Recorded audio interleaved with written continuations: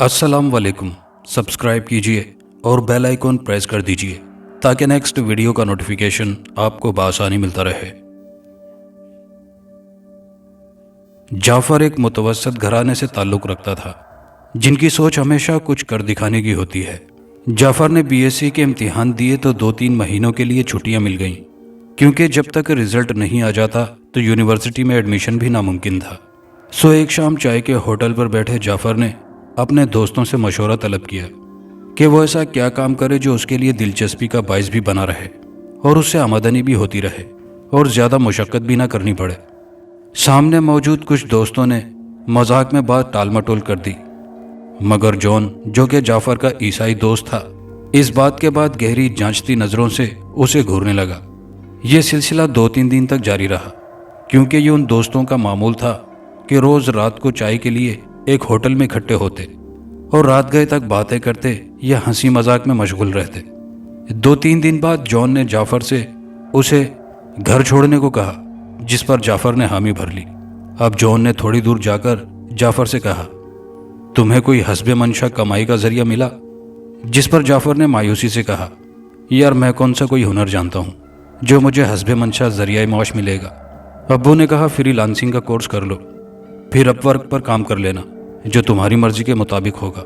मगर यार फ्रीलांसिंग का कोर्स 6 से 8 माह तक का होगा, फिर स्टडी शुरू हो जाएगी, फिर मैं मैनेज नहीं कर पाऊंगा। जॉन, जो खामोशी से जाफ़र की बात सुन रहा था, एकदम से कहने लगा, कल तुम होटल जाने की बजाय मेरी गली में आकर मिलना। मैं तुम्हें कमाई का ऐसा जरिया बताऊंगा जो तुम्हारी मर्जी और दिलचस्पी के ऐन मुताबिक होगा, मगर इसके लिए दलेरी और जिगर चाहिए। जाफ़र जॉन की बात सुनकर खुशी से फूले नहीं समा रहा था। वो अपनी धुन में कहने लगा, जिगर और दलेरी में तुम्हारे भाई का कोई सानी नहीं। जिस पर जॉन ने तल्खी से मुस्कुराते हुए कहा, रहने दो, तुम पहले ही राउंड की मार हो, और हंसने लगा, जो जाफ़र के लिए बाइसे तजलील थी। जॉन का घर आ चुका था। जॉन ने बाइक से उतरते हुए तंज़ी अंदाज में मुस्कुराते हुए कहा कि अब देखना कल तुम्हारी दलेरी कैसे घास चरने जाती है, और हंसता हुआ घर की जानिब बढ़ गया। जॉन का यूं जाफ़र की दलेरी को निशाना बनाना जाफ़र पर गिरां गुजरा और वह जज्बात की रवानी में बहने लगा। अगले दिन जाफ़र सारा दिन पुरतजस्सुस और गुस्से की कैफियत में रहा और बेचैनी से रात का इंतज़ार करने लगा। मुकर्ररा वक्त पर दोनों मुकर्ररा जगह पर पहुंच गए। जाफ़र ने जॉन से काम की तफसीलात जानना शुरू कर दी। जॉन ने कल की तरह आगाज़ फिर से जाफ़र की दलेरी को निशाना बनाते हुए कहा, देख भाई, दलेर है, जिगरा है तो बात कर, वरना मेरे पास इतना वक्त नहीं कि किसी डरपोक और बुज़दिल इंसान पर अपना वक्त ज़ाया करूं। जॉन ने पहला ही हमला ऐसा किया था जिसने जाफ़र को पछाड़ कर रख दिया था। वो काम जानने से पहले ही काम के लिए हामी भरने पर मजबूर कर दिया गया। बात दलेरी पर आ चुकी थी तो जाफ़र गुस्से से कहने लगा, हाँ, मैंने कोई चूड़ियाँ नहीं पहनी हुई कि डर कर भाग जाऊंगा, बता काम क्या है। जॉन की आंखों में एक मकरू चमक उभरी और फिर बुलंद कहकहे के साथ मादूम हो गई, अरे यार तू भी पागल है, गुस्सा कर रहा है। कई लोगों ने मेरा वक्त ज़ाया किया है, इसलिए मैं ऐसा कह रहा हूँ, मगर मुझे तुझ पर पूरी उम्मीद है कि तू एक मजबूत आसाब का दलेर आदमी है जो हर चैलेंज कबूल कर सकता है। चैलेंज? कैसा चैलेंज? जाफ़र ने सवालिया नज़रों से पूछा। जॉन ने चाय की चुस्की लेते हुए कहा, यह एक गेम है जिसमें तुझे मुख्तलिफ लोग मुख्तलिफ स्टेजों में मुख्तलिफ चैलेंज देंगे। अगर तूने उनको पूरा कर लिया तो ये लोग तुम्हें चैलेंज मुकम्मल करने की मुकर्ररा रकम देंगे। शुरू में तुम जितनी जल्दी जितने चैलेंज कबूल करोगे और उन्हें बताए गए तरीके से अंजाम दोगे तो तुम्हारा रैंक बढ़ता जाएगा, और जब तुम्हारा रैंक बढ़ेगा तो तुम्हारी कमाई भी बढ़ेगी और दिलचस्पी भी, और ये दिलचस्पी उतनी बढ़ेगी जितनी तुम में दलेरी होगी। ये सब दलेरी और हौसले की गेम है। जाफ़र को यह सब बहुत दिलचस्प लगा। उसने हामी भर ली। जॉन ने जाफ़र से कुछ ज़रूरी कवायफ लेकर जमा करा दिए और उसके बाद जॉन के चेहरे पर कामयाबी की चमक दमक उभर आई। अभी जाफ़र इस गेम के बारे में मज़ीद मालूमात ले रहा था कि अचानक जॉन के मोबाइल पर मैसेज बीप हुई। जॉन ने मैसेज पढ़ने के बाद जाफ़र से कहा, क्या तुम आज से इस गेम का हिस्सा बनना पसंद करोगे? जाफ़र, जो बिना वक्त ज़ाया किए इस गेम का हिस्सा बनना चाह रहा था, फ़ौरन हामी भर ली। कुछ देर बाद जॉन ने अपना मोबाइल जाफ़र के सामने करते हुए कहा, इन चैलेंजेस में से कोई भी चैलेंज मुंतखब करके अपनी मर्ज़ी की नामी रकम लिख दो। جعفر کئی چیلنجز کی تفصیلات دیکھتا رہا۔ ان میں سے ایک چیلنج قبرستان میں رات گزارنے کا تھا، جو باقی چیلنجز سے ذرا مختلف تھا۔ باقی چیلنجز معمولی سے تھے۔ جعفر نے قبرستان والا چیلنج منظور کر لیا، اور جان نے بھی جعفر کو ستائشی نظروں سے دیکھا، کیونکہ یہ اس کی دلیری کو جاننے کا پہلا قدم تھا۔ اگر وہ کسی معمولی چیلنج کو منظور کرتا تو اسے مہینوں اس قسم کے چھوٹے چیلنجز کا سامنا ہی کرنا پڑتا۔ خیر، جان نے جعفر کو ڈالر میں رقم درج کرنے کا کہا، جو جعفر نے $3 لاکھ میں فل کر دیا، جس پر جان کے چہرے پر مکروہ ہنسی آ گئی۔ وہ سمجھ چکا تھا کہ جعفر دلیر ہونے کے ساتھ ساتھ لالچی بھی ہے۔ خیر، جان نے جعفر کو ایک کیمرہ دے کر قبرستان کی جانب روانہ کر دیا۔ یہ قبرستان شہر کا آصف زدہ قبرستان مشہور تھا، مگر جعفر وہاں پرسکون انداز میں رات گزار آیا۔ چیلنج کی شرائط میں تھا کہ جعفر نے اکیلے جانا ہے اور کیمرے کو ایک لمحے کو بھی بند نہیں کرنا۔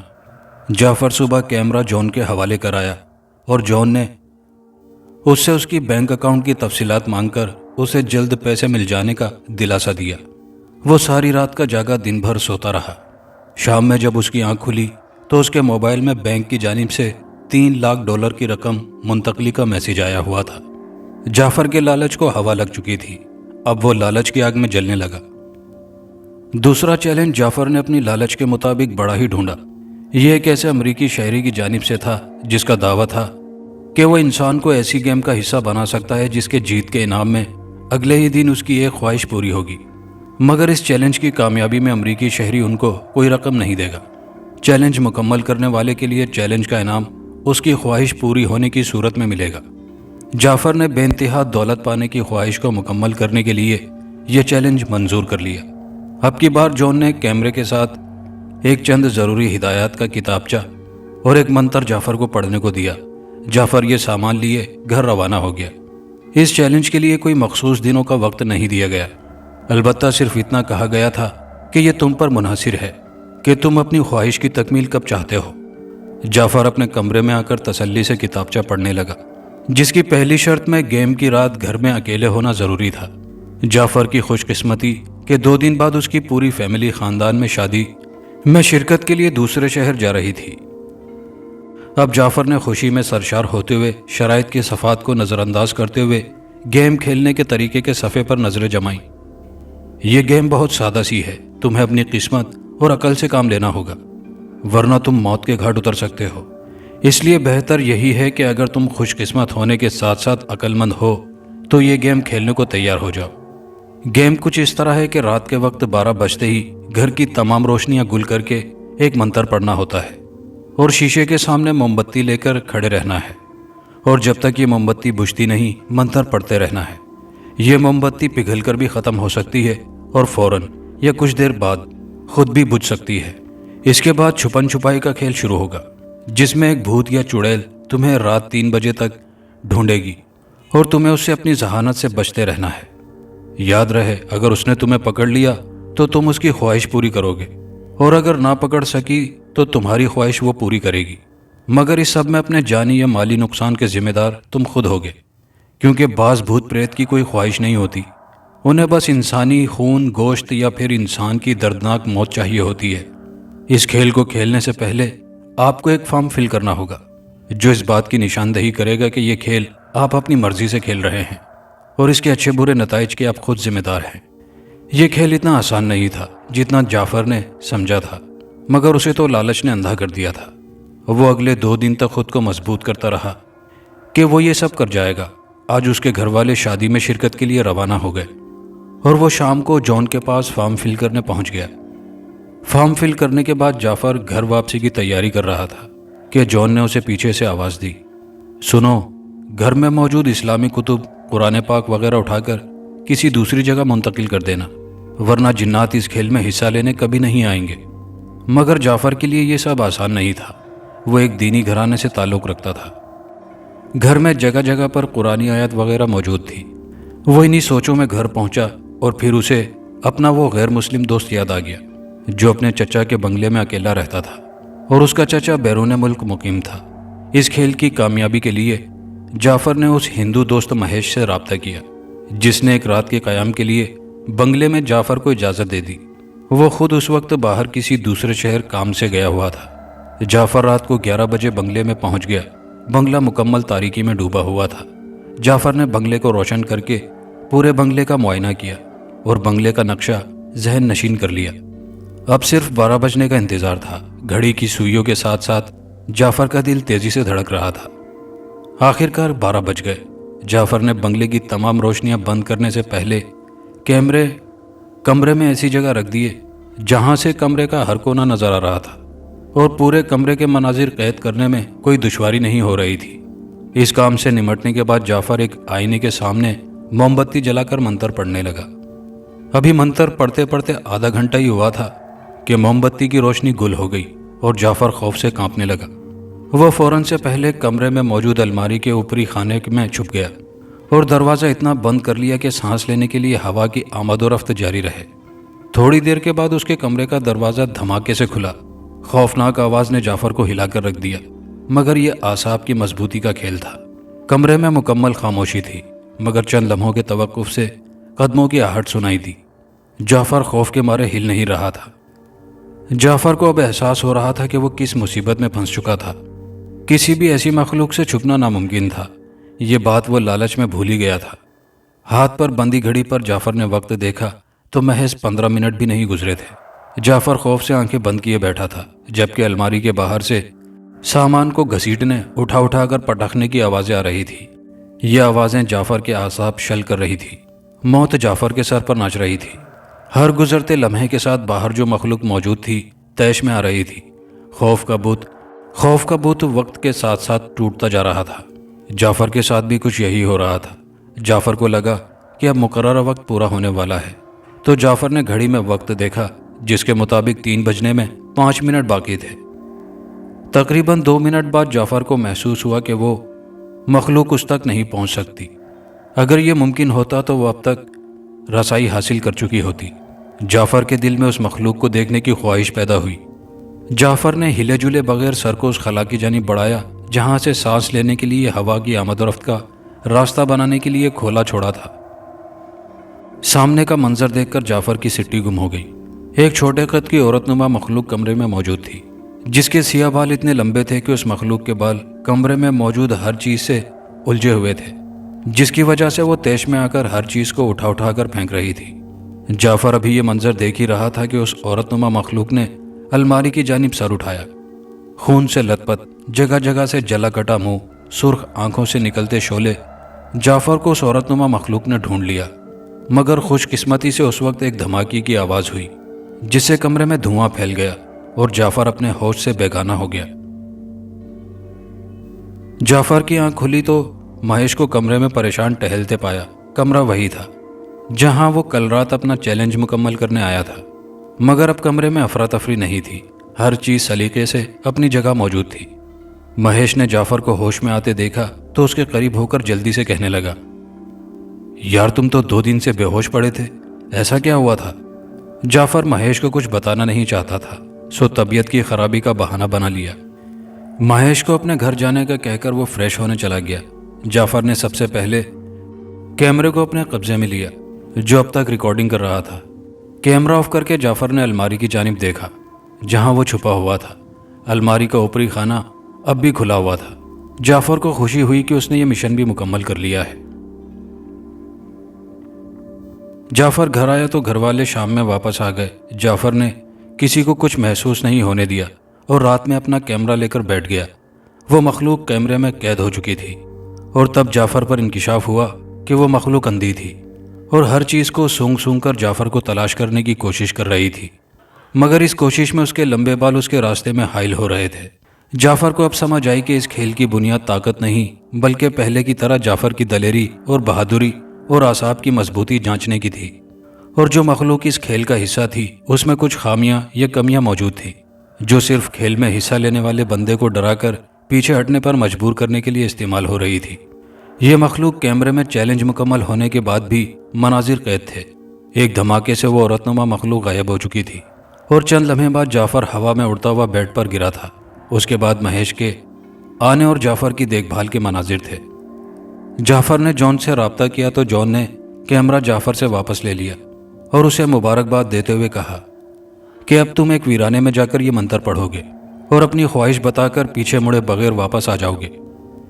جعفر شہر سے دور ویرانے میں گیا اور بتائے گئے طریقے پر عمل کر کے بے شمار دولت کی خواہش بتا کر واپس آ گیا۔ اگلے دن صبح صبح جعفر کو اپنے باپ کی چہکتی ہوئی آوازیں سنائی دی۔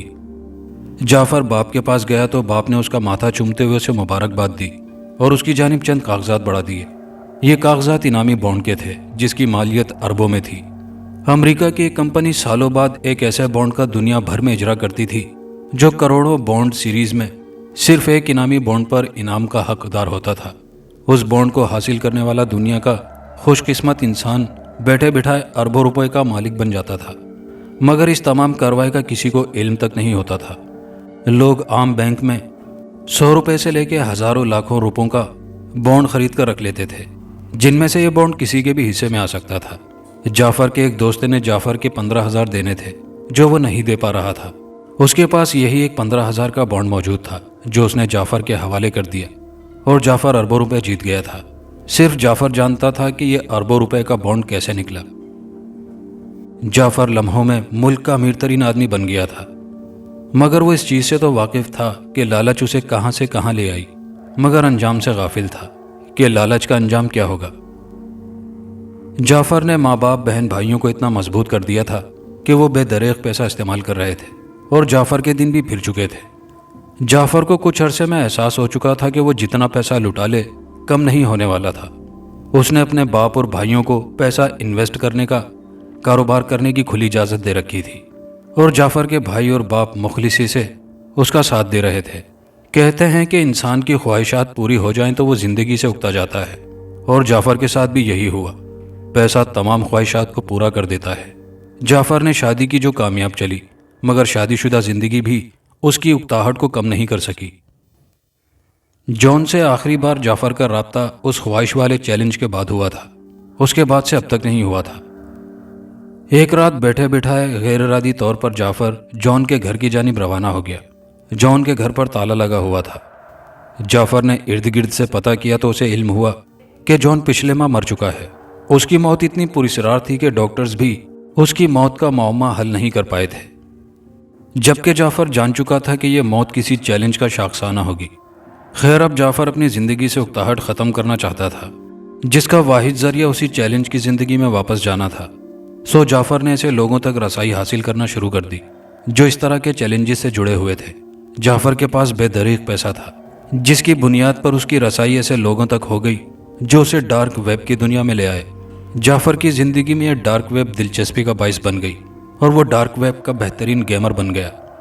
اس کے چیلنجز کو لوگوں کے لیے مکمل کرنا نہایت مشکل امر تھا، مگر جب کوئی اس کے چیلنجز مکمل کرتا تو وہ اسے اپنے ساتھ مستقل طور پر جوڑ لیتا، جس کی وجہ سے جعفر ڈارک ویب کا بے تاج بادشاہ بنتا جا رہا تھا، جس میں سب سے چھوٹا چیلنج کسی زندہ انسان کے جسم کے مختلف اعضاء کو کاٹنا اور پھر اسے پکا کر کھانا شامل تھا۔ اس چیلنج کے لیے جعفر انسان بھی خود فراہم کرتا اور جگہ بھی۔ انسان کے مرنے پر اس کی موت کی ذمہ داری بھی جعفر کے ذمہ تھی۔ وہ باقاعدہ منظم طریقے سے یہ گھناؤنا کھیل کھیلتا تھا۔ اس سب میں جعفر کی ذات ایک وحشی درندے کی صورت پروان چڑھ رہی تھی۔ وہ ایک خوفناک دماغ کا خطرناک ذہنی مریض کے طور پر پہچانا جاتا تھا۔ جعفر انسانی گوشت کھانے، انسانی خون پینے، انسانوں کو طرح طرح کی اذیتیں دینے اور انسانوں کے ہاتھوں انسانوں کو مروانے، جن بھوت جیسی مخلوقات کو چیلنجز میں شامل کرنے اور انسانوں کو شیطان کا پیروکار بنوانے جیسے معاملات میں شامل ہو چکا تھا، جس کا دائرہ اتنا وسیع تھا کہ دنیا کے وحشی اور اذیت پسند شیطان کے پجاری جنات سے دلچسپی رکھنے والے اور اس طرح کے معاملات میں ملوث لوگوں کا براہ راست جعفر سے رابطہ 24 گھنٹے ممکن تھا۔ جعفر نے کسی کی دولت کے لالچ، تو کسی کے وحشی پن، تو کسی کی شیطانیت کا بھرپور فائدہ اٹھایا تھا۔ جعفر نے جب اس سب سے خوب فائدہ اٹھا لیا، اپنی شیطانی روح کو تسکین پہنچا لی، تو اس نے ایک کتاب لکھی جس میں اس نے اپنی زندگی کے تمام واقعات لکھے۔ اس کتاب میں جعفر نے اپنی زندگی کا ایک ایک راز افشا کیا۔ یہ کتاب اتنی ہولناک تھی کہ کئی ممالک میں اس کتاب پر پابندی عائد ہے، کیونکہ اس کتاب کو پڑھنے سے انسان کا ہمزاد، انسان کے اندر کا وحشی پن، انسان کے اندر کی شیطانیت اس کی اصلی شخصیت پر حاوی ہو جاتی تھی۔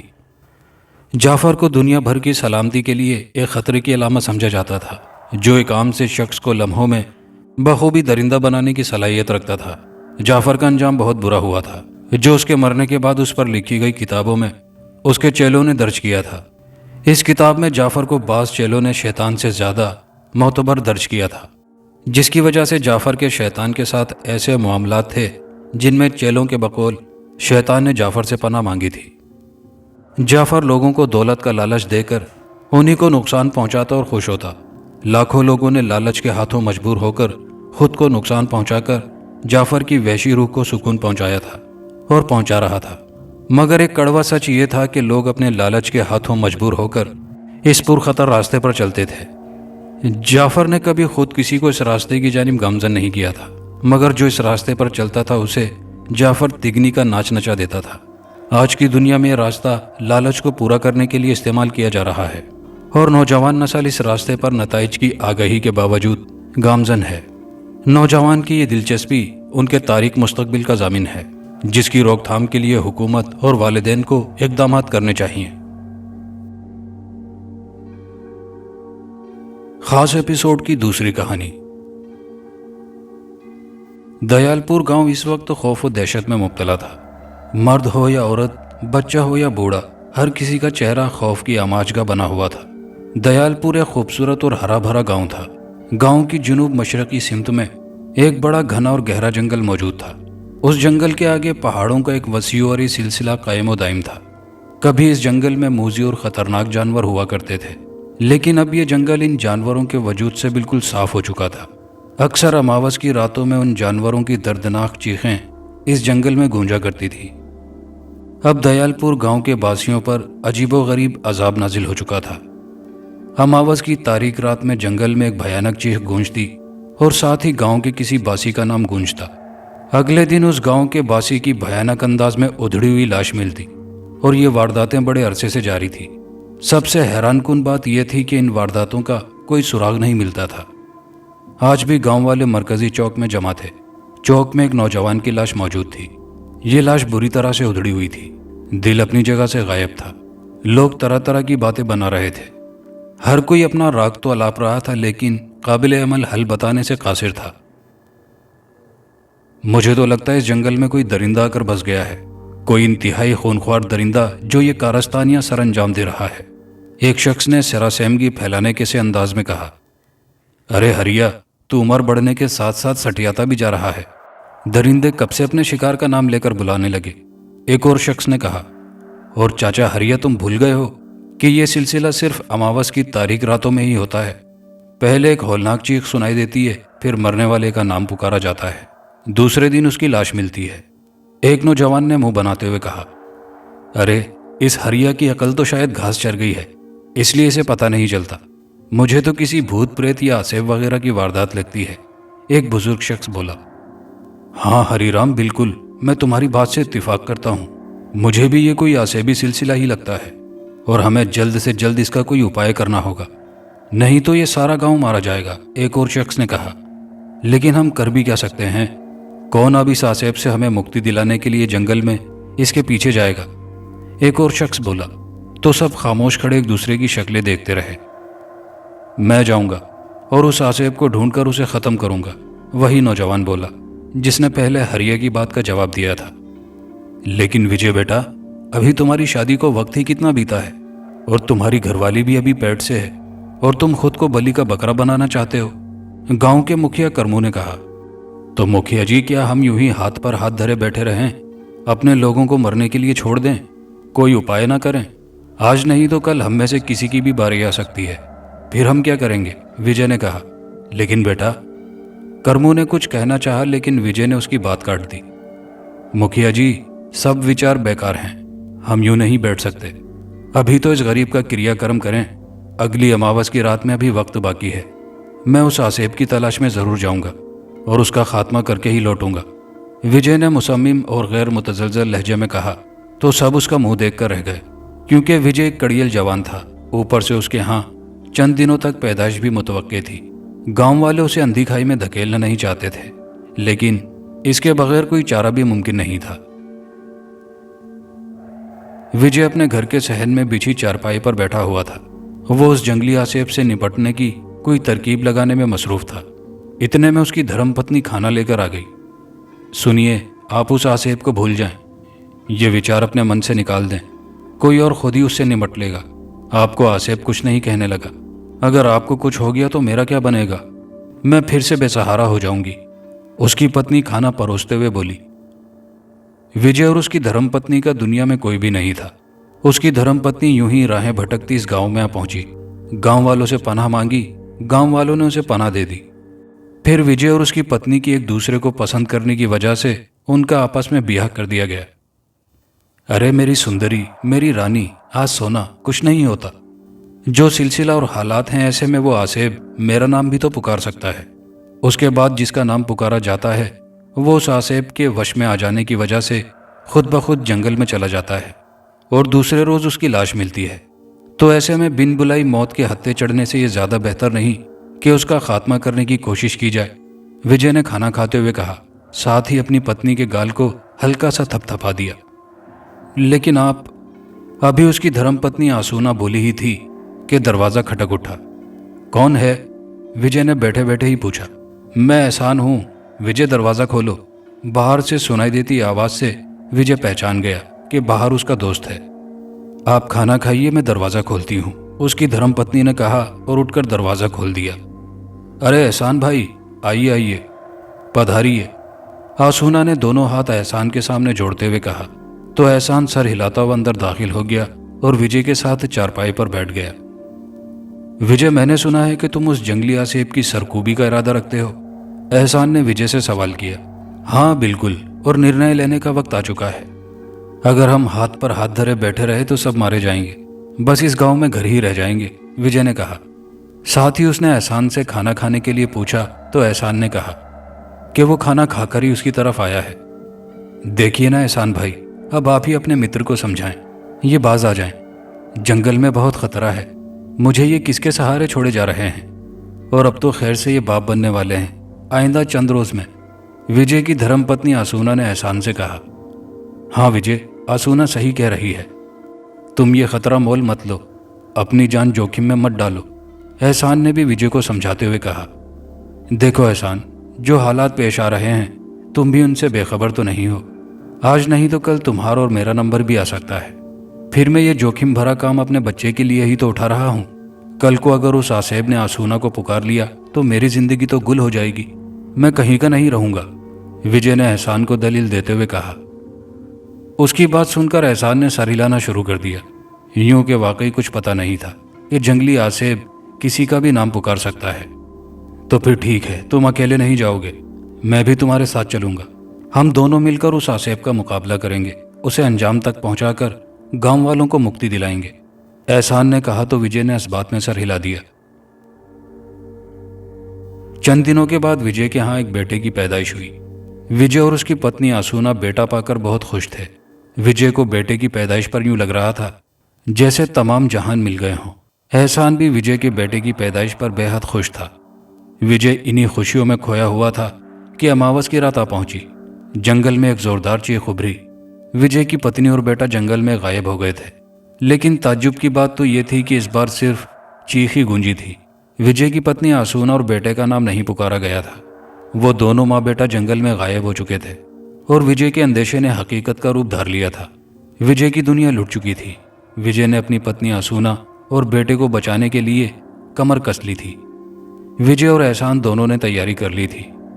उन्होंने चर्बी से रोशन होने वाली खुसूसी मशलें ले ली, खंजर और तलवारें पहलू में उड़स ली। एहसान ने पानी वाली बोतल भी साथ ले ली।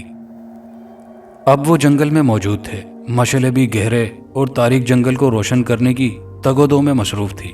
वो दोनों अंदाजे से एक सिमत में जंगल में आगे बढ़ते जा रहे थे। उन्हें यूं ही आगे बढ़ते हुए काफी वक्त बीत चुका था। अचानक उन्हें अपने पीछे दरख्तों के ऊपर छन छन की आवाज सुनाई दी। वो दोनों फुर्ती से पलटे, लेकिन जहां तक मशलों की रोशनी मुयस्सर थी वहां दरख्त ही दरख्त थे। वो चंद लम्हे खड़े मशलें उठा उठाकर इधर उधर देखने की कोशिश करते रहे, लेकिन दरख्त और अंधेरा हर तरफ मौजूद था। वो दोनों जी कड़ा करते हुए फिर से आगे बढ़ना शुरू हो गए। कुछ फासला तय करने के बाद उन्हें फिर से छन छन की आवाज सुनाई दी। दरख्तों में सरसराहट पैदा हुई। उन्होंने जूं ही मशलें ऊपर उठाकर देखी, उनका ऊपर का सांस ऊपर और नीचे का सांस नीचे रह गया।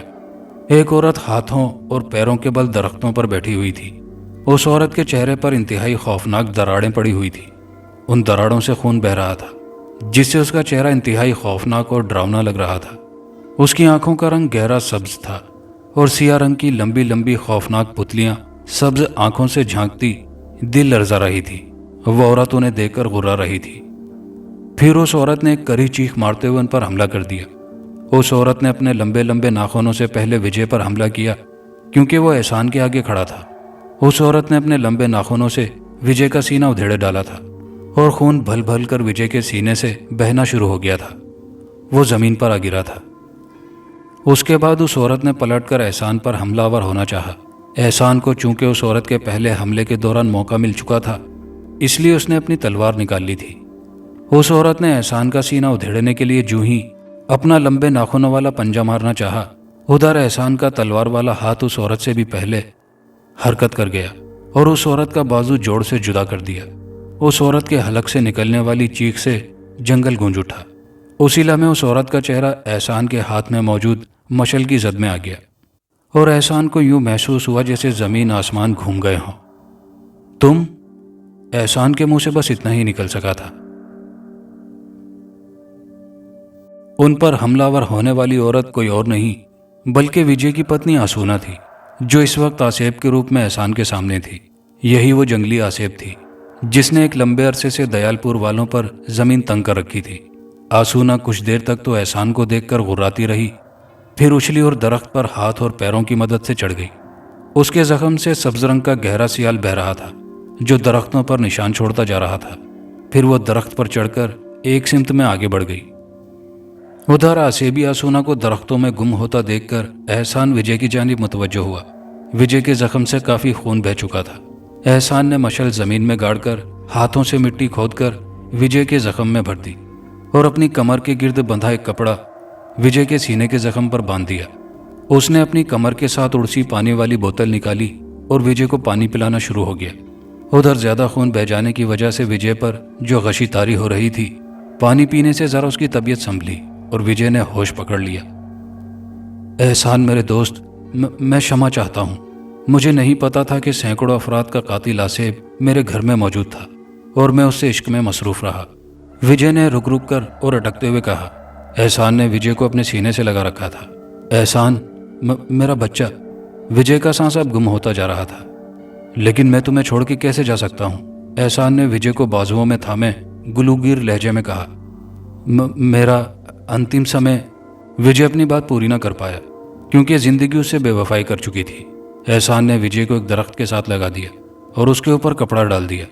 फिर वो अपनी तलवार सूंते और मशाल उठाकर आगे बढ़ना शुरू हो गया। वो दरख्तों पर लगे सब्ज सियाल की मदद से आगे बढ़ता जा रहा था। अब अमावस की रात की तारीकी सुबह की रोशनी के मुकाबिल अपनी शिकस्त फाश तस्लीम करती हुई अपने पर समेटे जा रही थी। सब्ज सियाल की मदद से एहसान ने आगे बढ़ते हुए काफी फासला तय कर लिया था। थोड़ी देर बाद वो जंगल के वस्त में एक झील के किनारे पर पहुंच गया। यहाँ घास फूस से बनी हुई एक झोपड़ी मौजूद थी। उस झोपड़ी से आसूना के गुर्राने और बच्चे के रोने की आवाज एक साथ आ रही थी। एहसान तलवार सूंते दबे कदमों चलता झोपड़ी में दाखिल हो गया। झोपड़ी के अंदर घास पर सब्ज सियाल लगा हुआ था। एक जानिब घास पर एक बच्चा पड़ा हुआ था, दूसरी जानिब कटे बाजू वाली आसूना पड़ी हुई थी।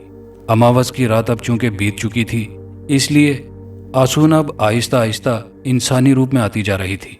उसके चेहरे की दराड़े और आंखों का सब्ज रंग अब खत्म होता जा रहा था। आसूना, मुझे कतन ये उम्मीद नहीं थी कि पिछले कई माह से गांव में जिस आसेब ने उधम मचा रखा था वो तुम होगी। अभी एहसान इतना ही बोला था कि आसूना गुर्राती हुई उस पर हमलावर हुई, लेकिन एहसान ने एक जोरदार लात आसूना के पेट में मार दी, जिससे वो उछलकर दोबारा घास के फर्श पर गिर गई। फिर एहसान ने एक धागा निकाला जिस पर कलाम मुकद्दस पड़ा हुआ था। उस धागे की मदद से उसने आसूना को बांध दिया। आसूना की गुर्राहटों में इजाफा हो चुका था। बच्चा भी जोरों शोर से रोना शुरू हो गया था। एहसान ने बच्चे को उठा लिया था। तलवार अब भी उसने सूंत रखी थी। आसूना, मुझे बताओ कि तुमने ये महामारी क्यों मचा रखी थी और अपने पति की हत्या क्यों की तुमने? एहसान ने तड़पती और गुर्राती आसूना से पूछा। विजय का दादा एक पंडित था। اس نے کئی वर्ष पहले मुझे कैद किया था। मुझे अनंत काल तक जीवन चाहिए था, जो सिर्फ इंसानी बलियों के बल पर ही मुझे मिल सकता था। लेकिन विजय के दादा ने मुझे कैद कर दिया था। दयालपुर की जो पहली बलि मैंने दी थी, उसे मैंने मोह माया की लालच में लुभाया था। उसने मुझे आज़ाद किया। फिर मैंने इंसानी बलिदान शुरू कर दिया। इस अमावस की रात मुझे अपने बेटे और पति की एक साथ बलि देनी थी, लेकिन तुमने उसके साथ आकर मेरी तमाम तपस्या भंग कर डाली। मेरा अनंत काल तक जीवन का सपना नष्ट कर डाला। अब मैं किसी को भी नहीं छोड़ूंगी, आसूना ने बताते हुए कहा। साथ साथ वो मुसलसल घुराती भी जा रही थी। तब उसके खतरनाक अज़ाइम जानकर एहसान का तलवार वाला हाथ घूमा और आसूना की गर्दन तन से जुदा हो गई, और उसके धड़ और गर्दन से भी अब हल्का हल्का सब्ज माइल खून बहना शुरू हो गया था। फिर उसने झोंपड़ी से बाहर आकर जलती मशल झोंपड़ी में फेंक दी। खुश्क घास फूस ने लम्हों में आग पकड़ ली। कुछ ही देर में झोंपड़ी आसूना के वजूद के साथ जलकर राख हो गई। विजय के बेटे को एहसान ने सीने से लिपटा रखा था।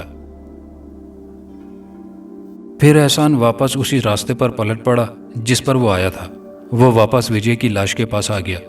उसने उस कपड़े से विजय के बेटे को सीने पर बांधा।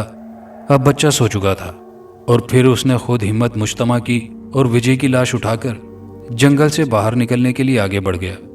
कुछ देर बाद उसे गांव वालों की आवाज़ें सुनाई दी, जो उन दोनों को ढूंढते हुए हिम्मत करके जंगल में आ गए थे, क्योंकि अमावस की तारीख रात गुजर चुकी थी और अब उनके नज़दीक आसेब का हमला अगली अमावस तक के लिए टल गया था।